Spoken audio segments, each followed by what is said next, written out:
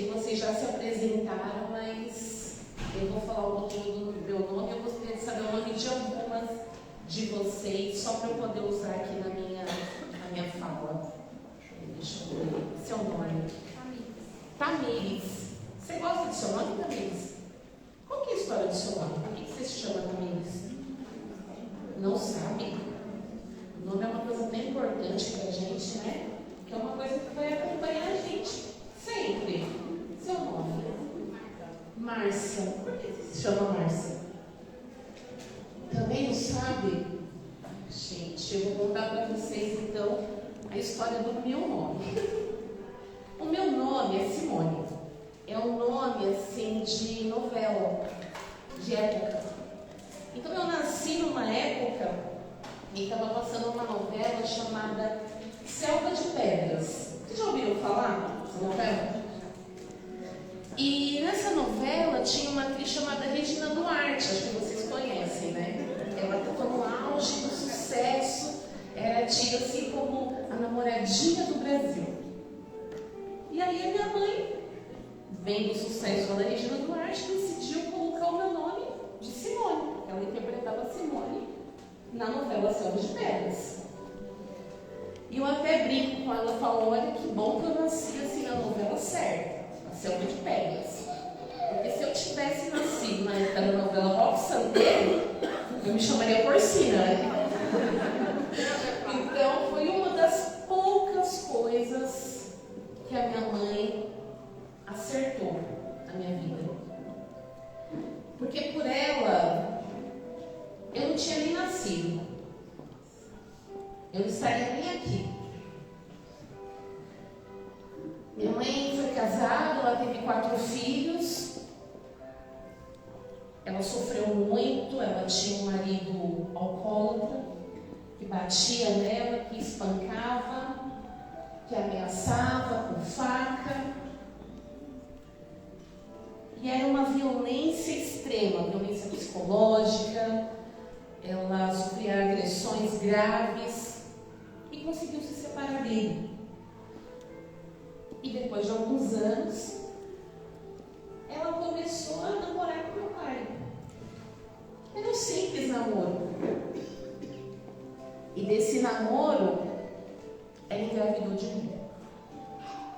Naquela época, 45 anos atrás, que é a minha idade, uma mulher divorciada engravidar de um namorado era um escândalo, era uma coisa terrível, era uma vergonha para a família.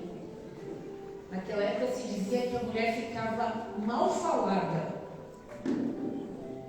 Então minha mãe, uma pessoa muito simples, sem estudo, com trabalho informal de faxineira que pagava muito pouco, ela se viu desesperada. Agora que os outros filhos já estavam grandinhos, vem essa barriga, vem essa filha que eu não planejei, essa filha que eu não quero. Então eu vou abortar. Então ela chamou a minha tia Mel, guardem bem esse nome. Chamou a minha tia e falou, olha, que é a irmã dela, estou grávida, não queria que isso acontecesse, eu vou tirar porque o meu namorado não quer assumir, ele foi embora, ele não quer saber dessa criança e eu também não quero. E aí a minha tia falou, não, calma, tem a criança, pode ter a criança que eu vou te ajudar. Até porque também se fala tirar, se fala abortar, mas isso é uma coisa muito séria. Isso traz muitas consequências para a mulher. E aí, ela decidiu seguir adiante com essa gestação, com essa gravidez. Mas o fato é que ela nunca me aceitou. Ela não conseguia olhar nos meus olhos. Ela não conseguia me ver como filha. Ela não conseguia me ver como ser humano. Então ela me batia, ela me xingava, ela me desprezava. Eu não entendia por quê. Eu era uma criança. Até que quando eu comecei para a escola, uma professora no prézinho, como a gente falava antigamente, né? Educação infantil hoje, a gente fez uma lembrancinha de Dia das Mães. Toda criança gosta de fazer isso, né? E a professora falou assim: olha, chega em casa, abraça sua mãe, dá um abraço forte, apertado, fala: mamãe, eu te amo, e dá essa lembrancinha. Acho que era um cartãozinho feito de papel ali enfeitado, né? E quando eu abracei a minha mãe, ela tirou os meus braços. Ela não quis o meu abraço. E daquele dia em diante eu percebi realmente que ela não gostava de mim. Para uma criança, isso é uma coisa muito forte. Porque nós temos uma ligação muito forte com as mães. A nossa ligação começa mesmo antes de a gente nascer, ali na barriga. Então, para uma criança perceber que a própria mãe não gosta dela, isso tem um impacto, isso causa uma dor que dói na alma. É uma dor que te corrói por dentro. Mas aí eu fui percebendo que não era só ela que não gostava de mim. Os meus 4 irmãos também me tratavam de uma maneira muito estranha. Eles também não me aceitavam. Porque já estavam todos crescidos.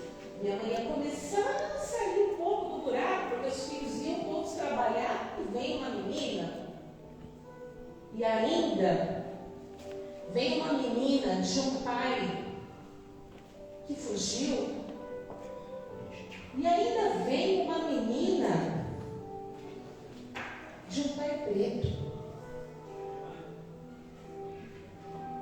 E na minha família, o que eu ouvi a vida inteira é que preto não presta. E que eu não ia prestar, assim como meu pai não prestou. Ele não me assumiu, ele também não presta. Então eu cresci nesse ambiente, ouvindo que eu não prestava, que eu não ia dar em nada, o tempo todo sendo desprezada, sendo xingada, sendo humilhada. Mas Deus sempre colocou anjos ali para amenizar um pouco essa dor. Um desses anjos foi essa minha tia Bel, que impediu o aborto. Então ela cuidava de mim como se eu fosse minha mãe. Ela me adotou como se eu fosse filha dela. Foi com ela que eu aprendi a ser gente. Mas ela também trabalhava, então o tempo era escasso para cuidar de uma criança. E aí eu comecei para a escola. Comecei para a escola e lá a situação era difícil, porque ninguém queria ficar perto de uma criança violenta, suja, perdida. Ninguém queria ficar. As crianças, elas têm uma pureza até uma certa idade, onde elas não percebem muito essas diferenças de higiene. Mas chega uma idade que a criança se torna um pouco cruel com as outras. E eu sofri também essa crueldade por parte das crianças. Elas estavam certas, né? Quem quer ficar perto de alguém assim? Mas em cada ano ali na escola é incrível. Tinha sempre uma professora que cuidava de mim. Eles explicavam assim. Porque eu não tinha nada que podia atrair a atenção de alguém. Mas tinha sempre uma professora que me acolhia, que me colocava como ajudante, que me colocava perto dela. Teve uma até que percebeu o quanto eu era maltratada e passou a me dar um lanche antes de eu ir no recreio.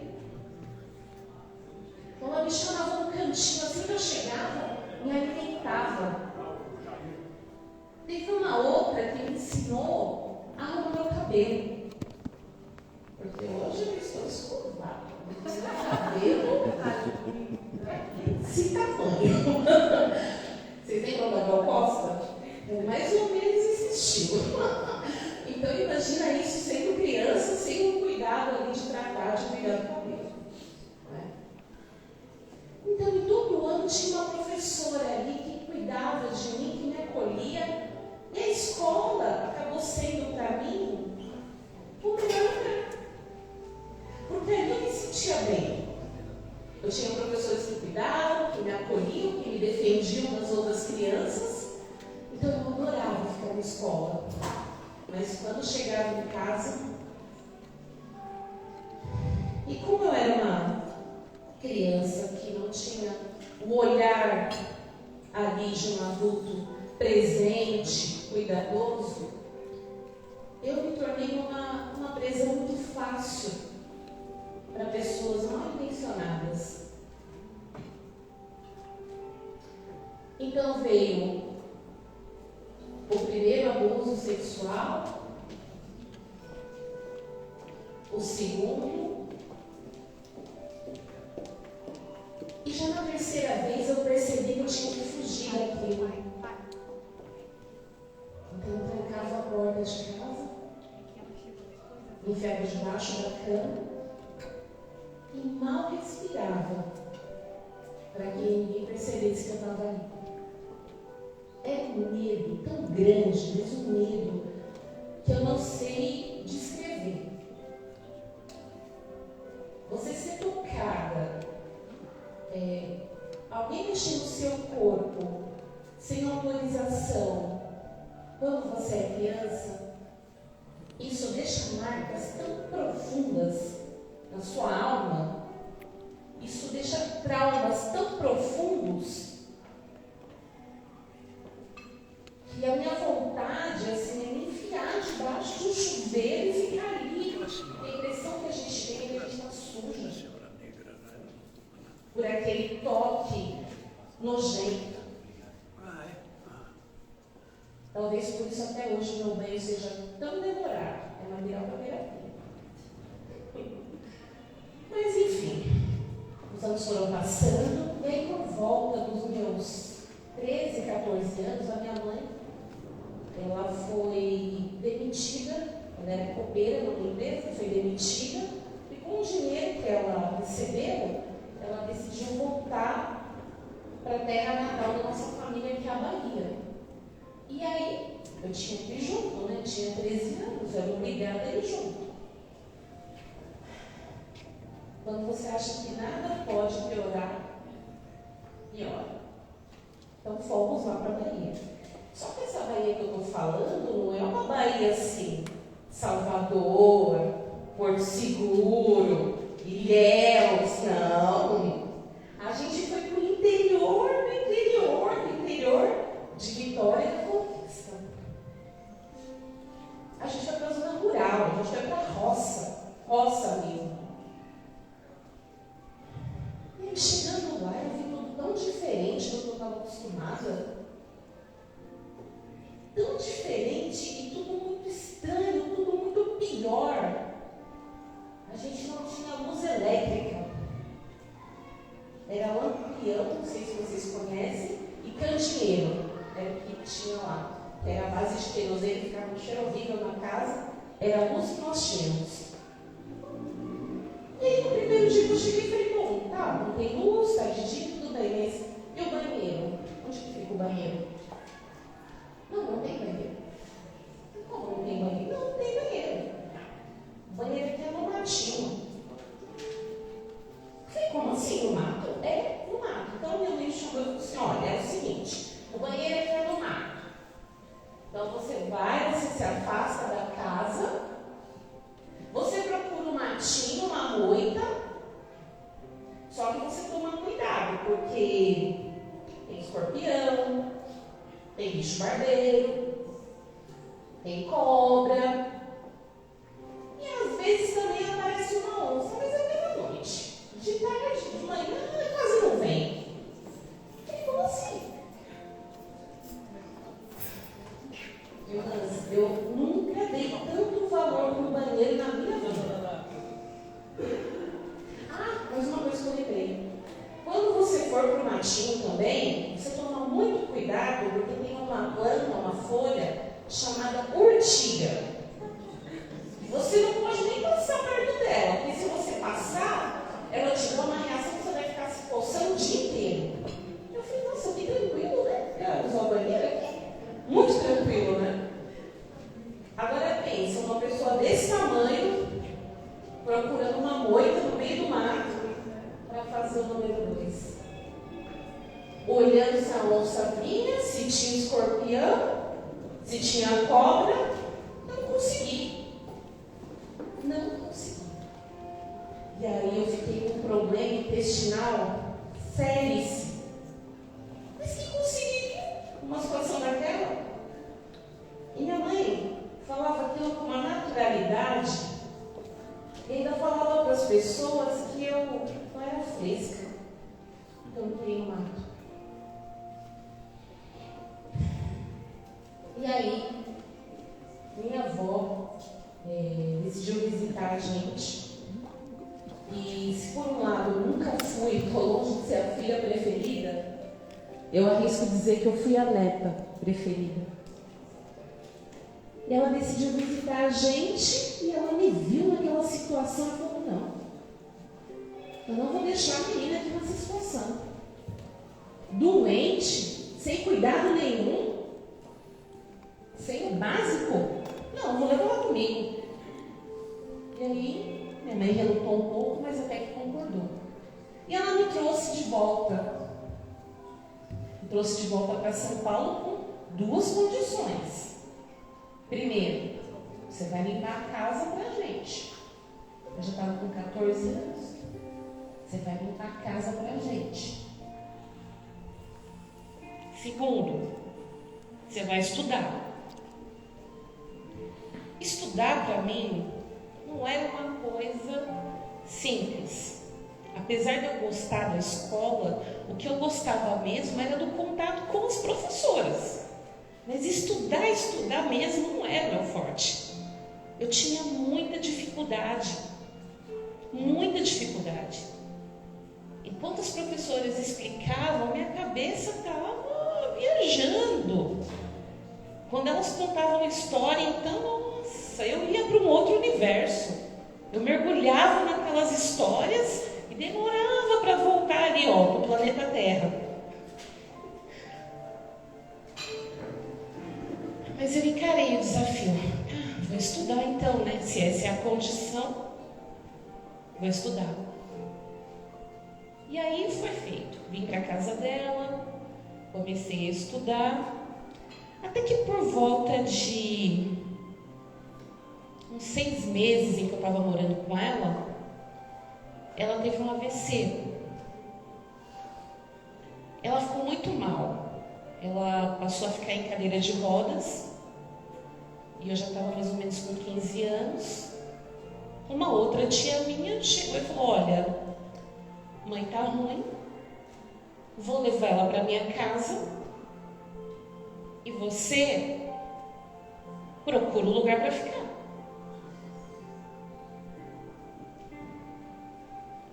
Eu tinha 15 anos. Eu não trabalhava. Eu mal estudava. E quando estudava, repetia de ano, de tanta dificuldade que eu tinha. Eu falei, meu Deus, como que eu vou viver? Para onde eu vou? Como eu vou me sustentar? O que vai ser de mim agora? Com 15 anos, eu tenho que pensar com quem eu vou morar. Foi difícil. Minha irmã, nessa época, uma delas, né? Ela estava frequentando uma igreja batista, lá de São Bernardo. E eu não sei nem por que ela me ofereceu abrigo. Porque lá, a minha vida ainda conseguiu ser pior do que já era. Minha irmã contava os pães que ela colocava na mesa.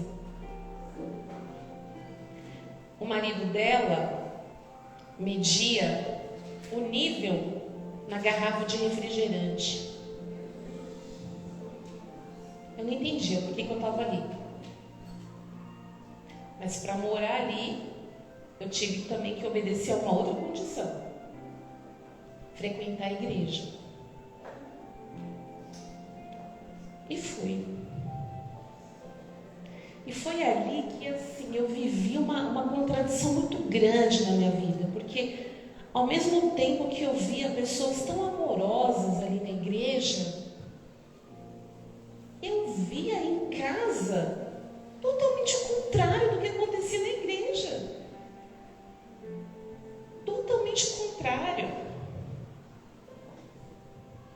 Eu dormia no mesmo quarto que a minha sobrinha, na mesma cama. Ela era pequenininha, devia ter uns 3, 4 anos. Eu acordava com meu cunhado abusando de mim. Mas ele era diácono na igreja. Aquilo era um conflito dentro da minha cabeça. Eu não conseguia entender. Não conseguia. A vida lá era tão complicada que eu achava que não valia mais a pena viver. Aí eu fui para a beira da Imigrantes. Tinha uma passarela lá e eu achei que era a solução para mim. Ninguém gostava de mim. Eu era abusada. Mal podia comer. Para que eu ia viver? Não tinha sentido nenhum viver. Aliás, se eu morresse, eu não ia fazer falta para ninguém. Eu estava sendo um peso para aquela família, porque adolescente é visto como uma bomba relógio, ainda mais mulher que pode engravidar. Então eu fui para a beira da Imigrantes, pensei, mas eu sempre fui tão medrosa que nem para me matar eu tive coragem. Não tive coragem. E voltei. Naquele dia na escola, eu estava me aproximando de umas meninas muito boas lá. Elas eram muito gentis comigo, a gente fez amizade, era um grupinho muito bom.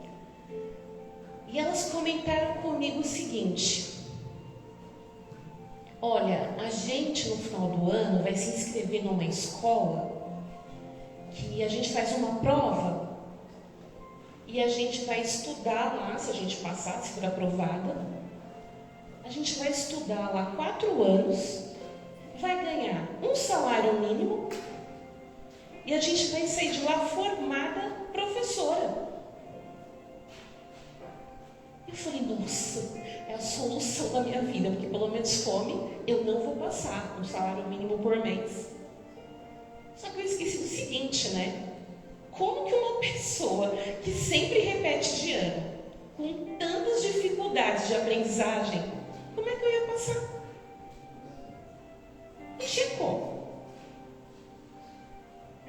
Então a gente começou a estudar, mas eu assim, muito mais para ficar perto delas, porque elas me davam uma atenção, gostavam de mim, muito mais para ter amizade, porque adolescente gosta disso, né? De ter um grupinho, uma panelinha, de ter amigas. Isso faz parte, né, do nosso desenvolvimento. Então eu queria estar perto delas. E a gente começou a fazer redações. E uma corrigia a redação da outra. A minha era sempre a pior. Mas elas não falavam, não. Elas falavam que estava bom, que estava muito bom. Até que a gente começou a dar para a nossa professora de português, para ela corrigir. Ai, uma professora tão engraçada. O nome dela era Severina. Mas a gente colocou o apelido dela de Chique Chique. Por motivos óbvios. Aí a gente dava para Chique Chique corrigir a nossa redação. E ela fazia meio que por obrigação, assim, olhava de qualquer jeito, não encorajava a gente a nada. E as meninas eram um pouco melhores assim, porque tinha o apoio da família, tinha o apoio da mãe, a mãe lá incentivando. Elas não tinham serviço de casa para fazer como eu era obrigada a fazer, então elas tinham muito mais tempo para estudar. Então a redação delas era muito melhor do que as minhas. Mas eu gostava de estar ali onde eu me sentia aceita. Era bom, pela primeira vez, ter alguém que gostava de estar junto comigo.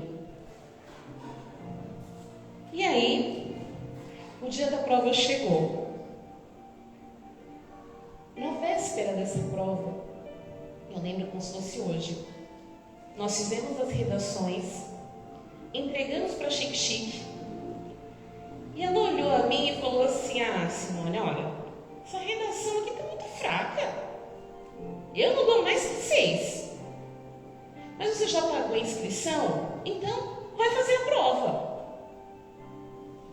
Incentivo de uma professora, né? Já pagou, vai fazer, mas tá ruim.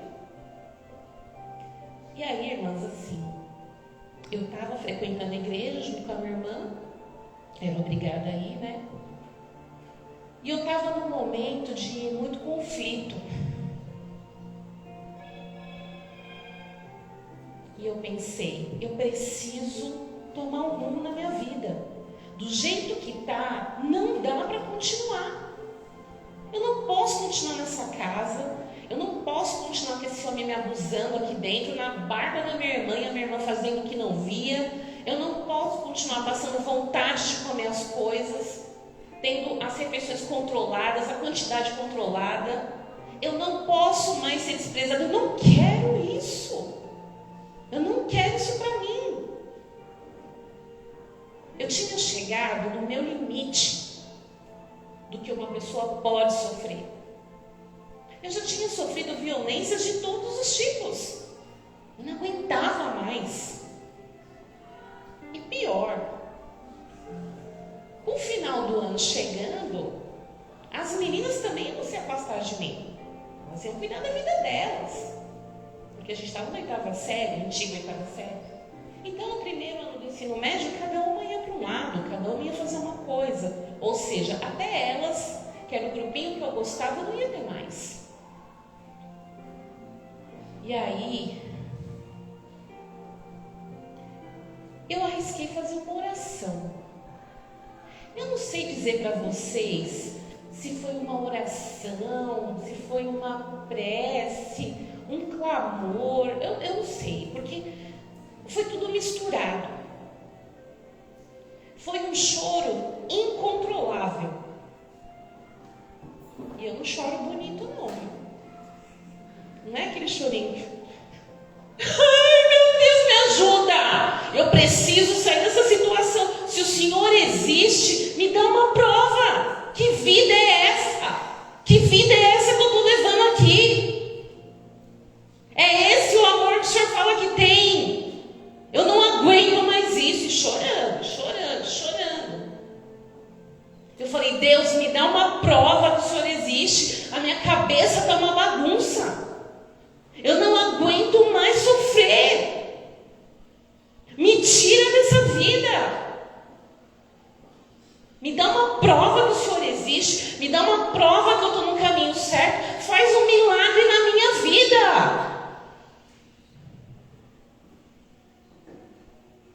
Foi uma oração que veio assim na minha alma. Do fundo da alma. Porque eu acho que eu nunca fiz uma coisa daquele tipo.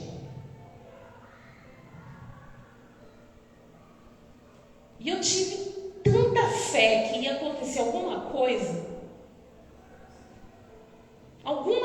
nem que eu pegasse a última vaga daquela escola, mas eu tinha que passar, porque não tinha nenhum outro plano, nada mais em vista, tinha que ser aquilo. Aí fizemos a prova. Eu caprichei tanto na minha letra naquele dia. Eu fiz a letra tão redondinha, na esperança que a letra bonita também valesse ponto. Na hora de entregar, eu acho que o fiscal lá da prova não entendeu nada, porque eu dei um beijo na prova, peguei para ele. Acho que ele pensou, essa menina deve ser louca. E aí fiz a prova. Tinha algumas questões também para responder sobre um texto e tinha uma redação. E quando a gente terminou a prova, comentando ali entre as meninas, o que você colocou na questão tal? Eu coloquei A, todas elas. B, B, B, B. O que você colocou na questão 3? Eu coloquei D, C, C, C, C. E aí, no dia de conferir o resultado, era uma parede branca, assim, enorme, com umas folhas brancas digitadas na máquina de escrever. A gente era tão otimista, mas tão otimista que a gente ia passar, que a gente começou a olhar a lista lá no final. Lá no final a gente começou. Eram mais de 400 meninas, leiteando 40 vagas. Eu só precisava de uma. Uma vaga era suficiente para mudar a minha vida. Uma vaga era suficiente para eu ter dinheiro para comprar o meu próprio absorvente. Uma vaga era suficiente para garantir que eu poderia tomar uma latinha de refrigerante. Uma vaga era suficiente para garantir dinheiro para eu comprar um sutiã. Uma vaga era suficiente para garantir um dinheirinho para eu tentar abaixar o meu cabelo. Eu só precisava de uma vaga. A gente começou a olhar as listas e muitos adolescentes ali se engalfinhando e se acotovelando para ver o resultado. E aquela angústia, e o nosso nome não aparecia. Nem o meu, nem das meninas. Só que elas tinham as famílias, né, como base. Se elas não passassem, tudo bem. Mas eu não. Eu só tinha aquela oportunidade, eu só tinha aquela chance. Eu precisava de um milagre. Porque como que uma menina desprezada a vida inteira, repetente, com dificuldade na escola, como que uma menina ia ser aprovada numa prova? Como? Preciso de um versículo.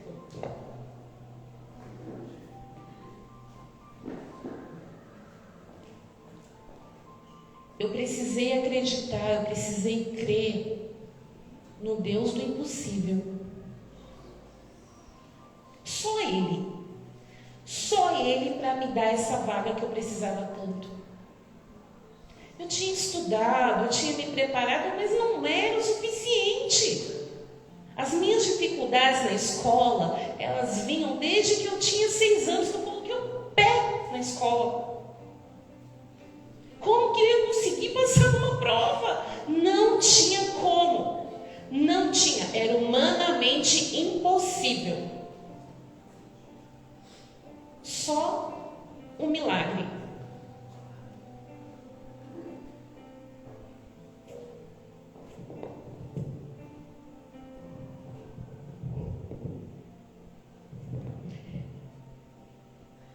E diz assim no livro de Marcos,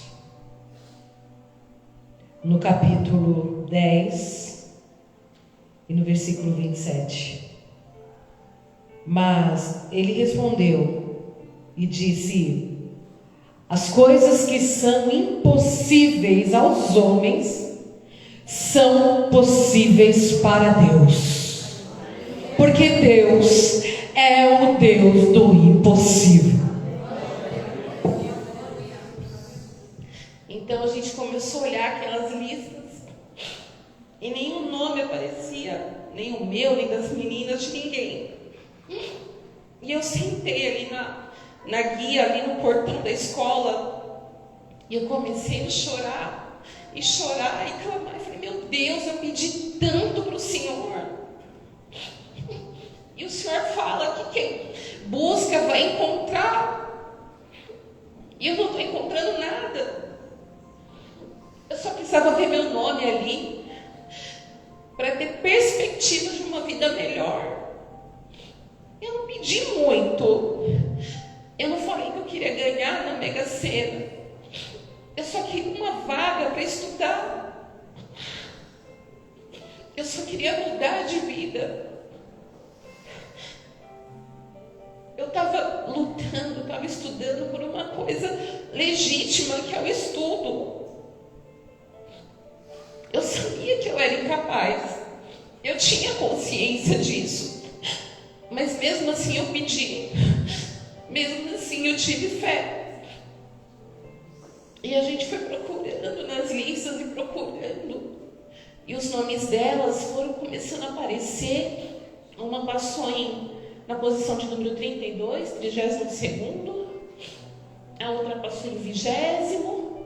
Meu nome não aparecia. E a gente também não conseguia ver, porque era muita gente ali. E eu sentei ali na guia e comecei a chorar. Falei, meu Deus, por que me abandonaste? Eu conhecia pouquíssimos versículos, mas eu conhecia os versículos certos. Eu falei, por que o Senhor me abandonou? E aí, quando eu estava dizendo, o Senhor nem existe. Quando eu ia dizer que Deus nem existia, uma das meninas me sacudiu e falou, você passou? Mais alto, irmãs. Vocês não estão entendendo. O meu Deus é o Deus do impossível. Eu precisava de uma vaga. Ele me deu a melhor vaga. Eu passei em primeiro lugar.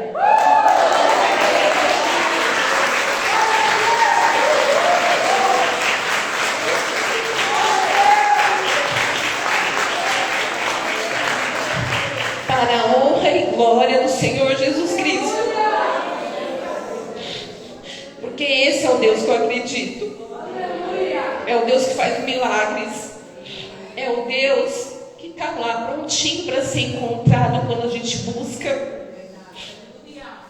E a partir dali, a partir daquele milagre, a minha vida se transformou de uma forma que aquela menina que tinha tanta dificuldade na escola fez questão de sustentar aquele primeiro lugar. Porque no fundo eu sabia que não era eu. Eu tinha consciência disso. Só que lá na escola ninguém sabia. Todo mundo achava que eu era muito inteligente, porque afinal eu tinha passado em primeiro lugar. Eu falei, não, então eu vou honrar esse primeiro lugar. Eu comecei a estudar. Eu tomei gosto pelo estudo. E aí fiquei nessa escola por 2 anos. Acabei me destacando lá. Tirava notas boas. Fui morar sozinha. Com um salário mínimo no bolso. Muitas vezes, o meu almoço era um pão com manteiga. Mas ninguém estava ali para controlar a quantidade de manteiga que ia. Ninguém estava ali para contar o tanto de pães que eu tinha comido. Por isso que eu gosto de pão até hoje. Então, minha vida começou a mudar a partir dali. Eu vi que eu não estava sozinha nesse mundo. Eu vi que Deus estava comigo e que eu estava no caminho certo, que eu tinha escolhido a profissão certa e que Ele não ia me abandonar.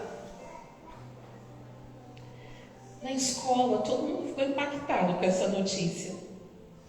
Quando a gente chegou lá, porque ainda tinha uns dias antes de terminar, o ano letivo,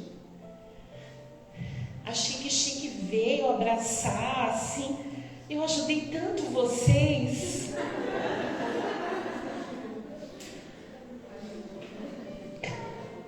E só faltaram me estender assim um tapete vermelho para mim.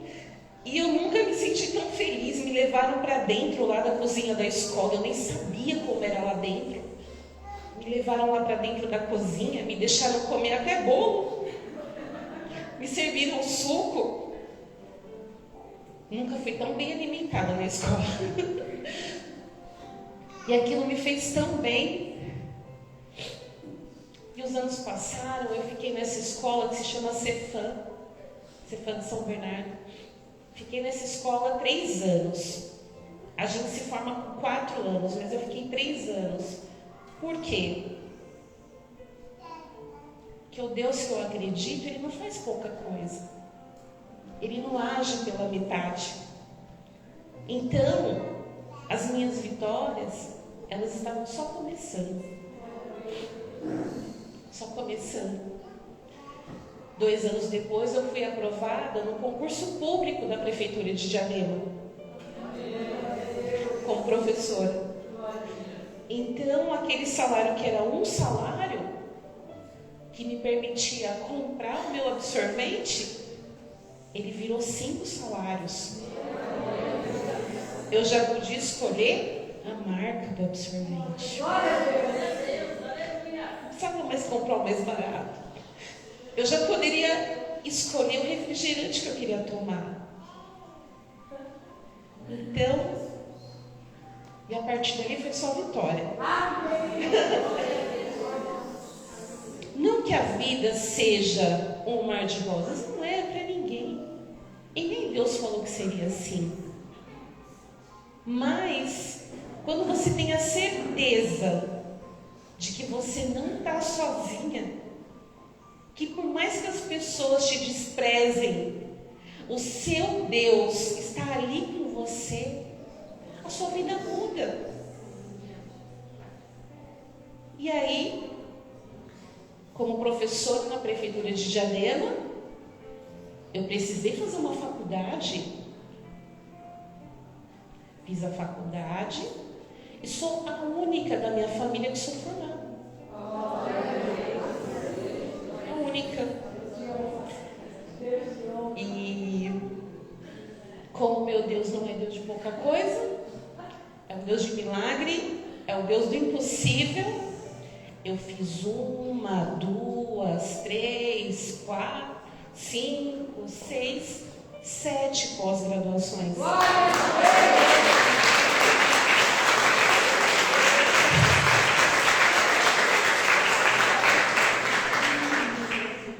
E esse ano eu completei 26 anos de prefeitura. Porque eu entrei bem novinha, entrei com 19 anos, né? E hoje, graças a Deus, eu sou referência lá na escola. Quando as professoras têm dúvidas, principalmente as mais novinhas que estão chegando agora na profissão, é comigo que elas vêm falar. Né? Mas a minha vida ainda não estava completa.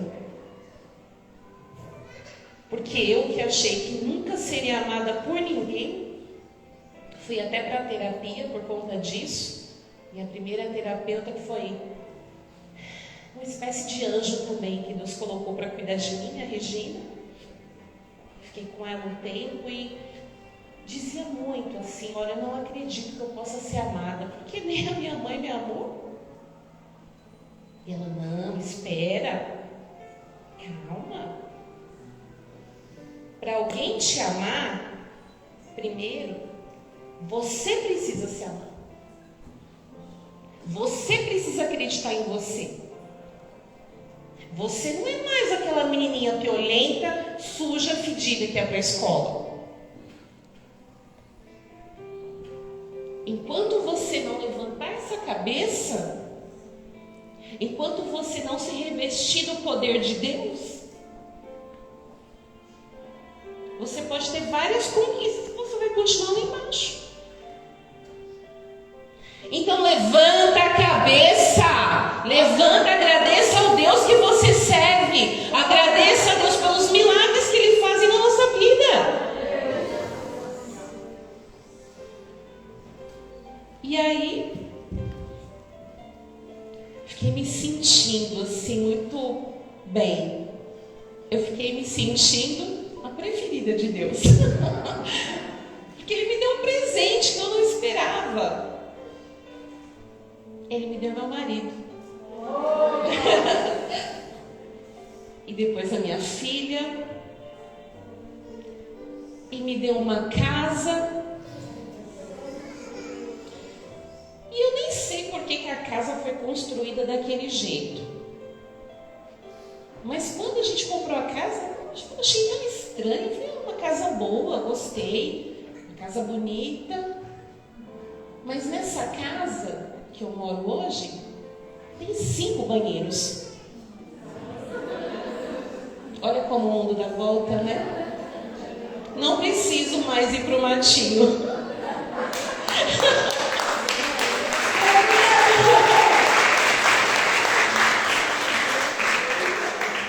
Então, não moro numa mansão. Não sei nem por que fizeram tanto banheiro assim. Mas o banheiro tem um significado muito forte para mim. Muito forte. Então, Deus foi me dando esses presentes. E eu sou eternamente grata. Eu acho que eu poderia viver 100 anos, que eu não daria conta de agradecer e de reconhecer o que Deus tem feito por mim. Então, a mensagem que eu trago para vocês é uma mensagem muito simples. Muito simples. Busque a Deus. A gente tem que buscar. Porque Deus não é intruso. Ele vem para a nossa vida quando a gente convida. Ele não é mal educado. Ele não é grosseiro. Ele espera você perceber que você precisa dele. E quando a gente percebe que a gente precisa de Deus, e a gente busca, mas não é um buscar assim, ai Senhor, eu preciso disso. Não. É um buscar de todo o coração. É um buscar chorando, fazendo prece, fazendo escândalo. É uma coisa de dentro. Eu não sei a situação que você vive. Eu não sei quais milagres você precisa. Eu precisava de muitos milagres. Muitos. E eles ainda estão acontecendo ainda hoje. A própria doutora Leona é um milagre na minha vida. Aliás, vou falar uma coisa para vocês. Muito cuidado com ela, viu? Muito cuidado. Porque eu cheguei lá no consultório falando assim, eu faço poesia. Eu faço poesia. Ela falou, o quê? Você faz poesia? Você faz poesia? E aí tinha algumas coisas que eu não queria escrever, porque eu mostrava para ela algumas poesias. Ela gostava e ela falava assim, agora você vai escrever sobre isso. Eu não queria falar sobre aquilo. Agora você vai escrever sobre aquilo. Eu não queria falar. Mas esses são os poemas mais bonitos do meu livro. Então, cuidado com ela, porque ela começa pequenininha ali alguma coisa, vai te envolvendo, vai te cercando. Quando você vê, eu que cheguei lá com uma simples poesia, hoje,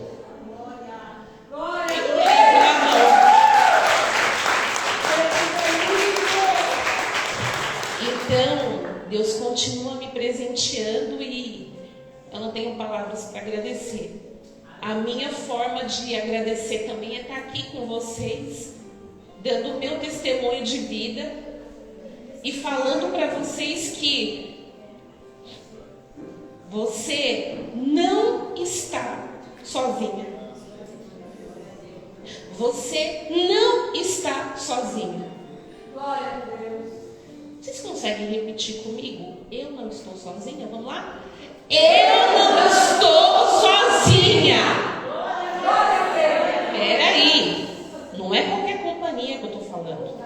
Porque antes só do que não acompanhar. É verdade. Não é qualquer companhia. Então repita comigo: Deus está comigo. Deus está comigo. Ah, que fraco. Deus está comigo. Amém. É isso, meus queridos. Vamos buscar a Deus, porque Ele pode fazer milagres. E o maior milagre que Ele pode fazer é dar a sua preciosa companhia para a gente. Porque ainda que eu passe por dificuldades, e elas estão aí, tanto é que eu sou paciente da doutora Josi. As minhas dificuldades hoje, elas não são materiais. Elas estão aqui. Elas são psicológicas. É crise de ansiedade, é problema de autoestima, é um pezinho na depressão.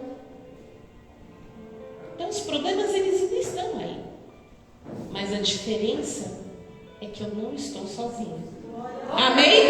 Amém.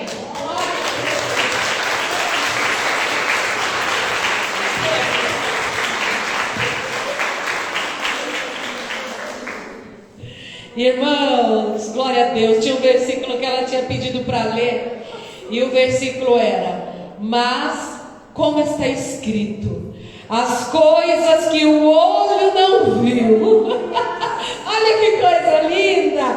As coisas que o ouvido não ouviu e não subiram ao coração do homem, são as coisas que Deus tem preparado para todos aqueles que o amam. Adore o nome do Senhor essa tarde. Aplauda o nome do Senhor, porque Ele tem coisas grandes na tua vida, assim como tem feito na vida dessa mulher que vos testemunhou. O Senhor é bom e Ele é grande, e você não passa desapercebido. O Senhor te ama e Ele cuida de cada detalhe da tua vida, e só quem acredita aplaude e glorifica o nome dele. Glória a Deus. Glória a Deus. Estamos partindo para o final, louvando a Deus pela vida dessa mulher maravilhosa, da Simone. O tema desse congresso, as irmãs que receberam um convite, que foram convidadas, é: o processo fere, mas o propósito cura. Diga comigo: o processo fere, mas o propósito cura. Esses dias ela estava lá na recepção do consultório e ela disse assim: pode contar uma coisa? Eu disse: pode. Eu fiz um poema para o chá. Eu contei para vocês, né? Eu falei: olha, ela disse que fez um poema para o chá, e ela vai ler o poema que ela fez para esta tarde.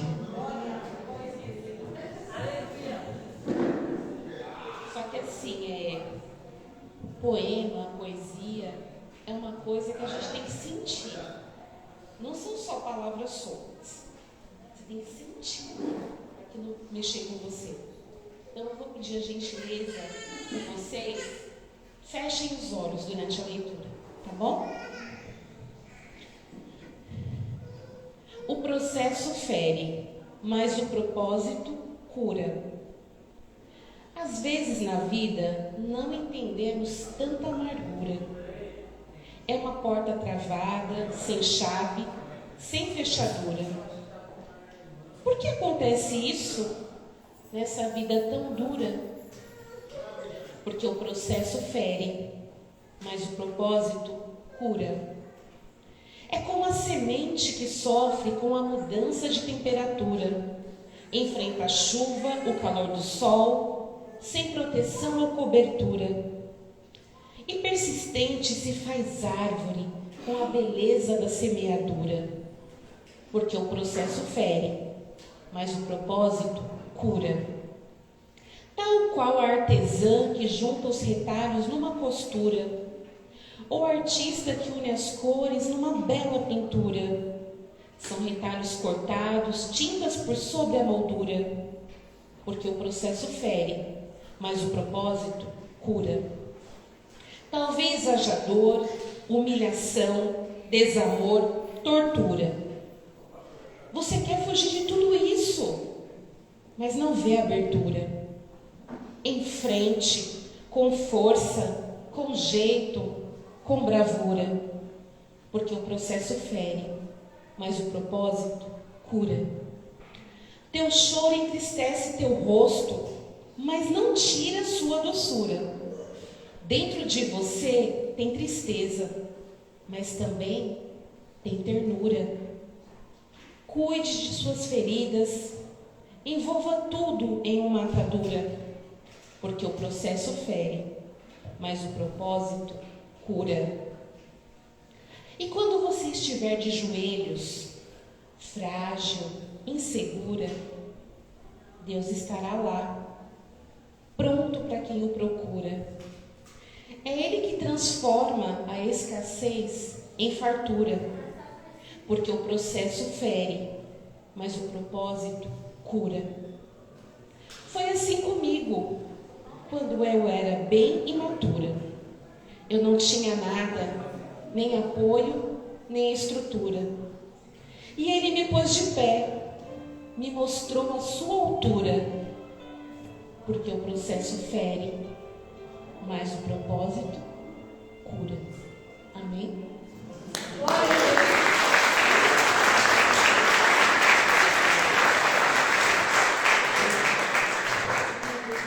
Irmãs, este aqui é o livro da Simone Matias, Infância em Poesia. O site, a página do Instagram dela é @Infância em Poesia. Entrem lá para seguir a Simone. A Simone tem muitas postagens e vocês serão abençoadas. Amém, queridas? Tem 2 livros para o sorteio. Eu quero chamar a Shélida aqui. Cadê a Shélida? A Shélida vai cuidar dessa parte. Olha aqui, nós vamos colocar o livro aqui no sorteio. A Shélida está por aqui? A Shélida está ali. Isso, meu amor, obrigada. A Simone trouxe um mimo para vocês. Olha que bala deliciosa. Quem vai distribuir você? O meu amado pastor. Vou cantar o hino dele. O meu amado está à porta a bater. Olha que lindo. Ouço sua voz e estremeço. É o hino que eu canto, meu amado. Shélida, vem aqui entregar o presentinho, o mimo para nossa querida Simone. Fred, por favor, fotografe a nossa querida secretária, coisa mais linda dessa igreja. Olha, vamos aplaudir, irmãos. Que Deus abençoe e guarde a nossa amada Simone. Isso, olha como são lindas. Oh, meu orgulho, meu coração até bate, palpita, até aceleração. Olha que lindo.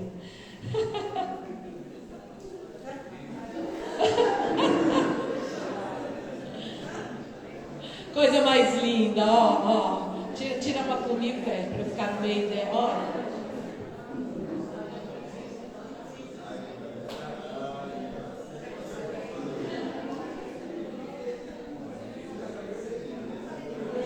Tirar foto com o Fred não é fácil não, viu? Ele vai tirar. Olha, eu vou pedir pro Fred escolher alguma, ele faz assim, ó.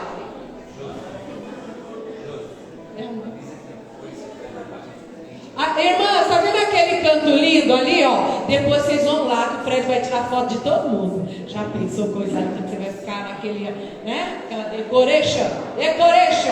Coisa linda, aquele canto é pra tirar foto. Agora, eu vou passar pra Shélida fazer os sorteios, né? Mas o pastor disse... Sim.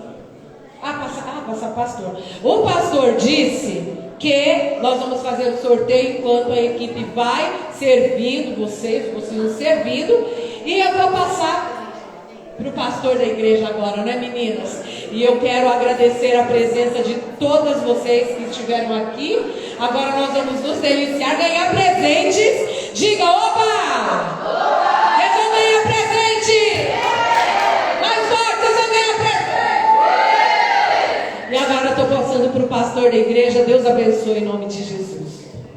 Amados, eu quero orientá-las com a questão para nós comermos e bebermos. Você tem uma xícara aí, né? Xícara para algo quente. Então aqui, ó, nas garrafas a gente tem aqui, na maior, chá de abacaxi com gengibre. Nós temos chá de hibisco, uma delícia, que eu experimentei. Nós temos café, porque o pastor gosta de café. Eu só tomei café até agora, na garrafa branca. E temos os sucos aqui. Até o presente momento nós servimos vocês. Só que agora vocês têm um pratinho de vocês que está aí debaixo da xícara. Nós vamos orar e aí vocês vão sair em ordem dos lugares. Vocês podem se servirem. As baguetes estão todas cortadas. Só tem um bolo ali que ainda não está cortado. Que assim, a pessoa que doou o bolo, eu falei para Josi, Josi precisa cortar aquele bolo, e a gente não lembrou de cortar o bolo, mas foi providencial. Sabe por quê? Porque aquele bolo vai entrar no sorteio. É bolo de quê? Bolo de laranja. E olha, ele está suculento. É o maior bolo que tem ali na mesa, que a nossa irmã fez. Então nós não cortamos ele. Podemos, no Marinense, colocar no sorteio. Por que nós estamos falando isso? Porque também tem ali, levanta lá, Josi, levanta lá, tá lá, ó. Tem uma baguete de metro para sorteio. Deus cuidado, cuidado, você de comer. Josi, é baguete, aquela ali a Raquel recheou. Ó, presta atenção ali. Aquilo ali foi recheado com como que é? Salame. É uma baguete de salame com se eu não me engano, ela está com creme de... Não é creme não. Patê de queijo. Viu? E tá uma delícia. E as demais coisas que está lá, tá bom? Então tem uma baguete para ser sorteada e tem aquele bolo para ser sorteado. Então, depois, na hora que nós estivermos comendo, a Shelly já vai fazer os sorteios aí. Já distribuiu o número para todos? Então, beleza. Daqui a pouquinho, Shelly. Daqui a pouquinho. Então, os últimos serão o bolo, viu, Shelly? Os últimos serão o bolo e a baguete. Tá bom? Para ser sorteado. Vamos ficar de pé, porque eu acho que aqui a gente está com fome. Tem água saborizada, água aromatizada, está uma delícia, que eu já experimentei. Então vocês podem depois sair do lugar de vocês, tragam uma xícara para se servir dos chás, que a nossa irmã Edésia, uma salva de palmas para a irmã Edésia. Vai ter chá de hibisco, irmão. Chá de abacaxi com gengibre, está uma delícia. Eu quero já, para nós finalizarmos, agradecer toda a equipe que nos ajudou. Aqui são poucas coisas que são industrializadas, que foi feito tudo com carinho, com amor. A equipe que nos ajudou, os irmãos que vieram nos ajudar, todos que contribuíram, todos que abençoaram, e nós preparamos esse banquete para vocês. Amém, queridos? Vamos agradecer a Deus. A esposa do irmã Ruth, vem aqui, irmã Ruth. A irmã Ruth, pastora Ruth, vai nos abençoar no término do nosso trabalho aqui, da parte de palavra. Oremos.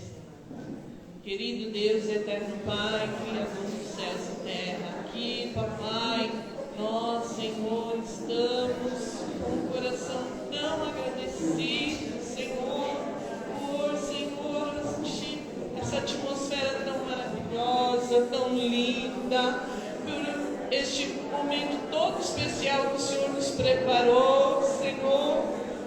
Quanta gratidão!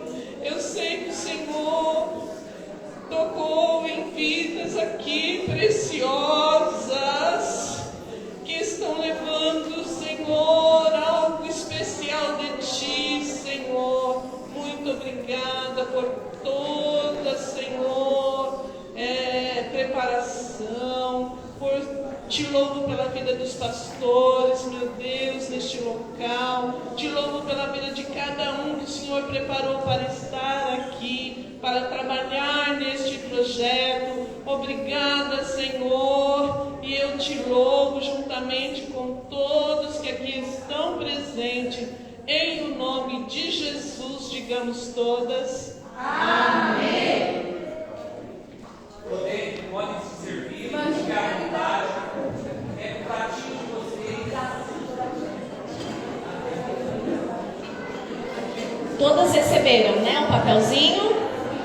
Lembram dos números? Vocês vão comer, vão ficar animados aí. Vocês vão esquecer dos números, hein? Todo mundo? Quando vocês vão servir, eu vou só falando o que tem aqui. Vocês vão se acomodando.